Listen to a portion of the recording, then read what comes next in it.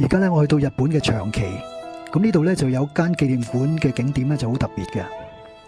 喺16世紀嘅時候咧，日本咧係頒發咗禁教令，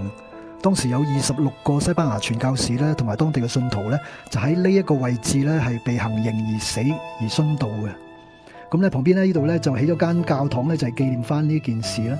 紀念翻呢26位嘅聖徒咧就喺呢一度咧係殉道死亡嘅。咁我哋向前行下嚟睇睇啦。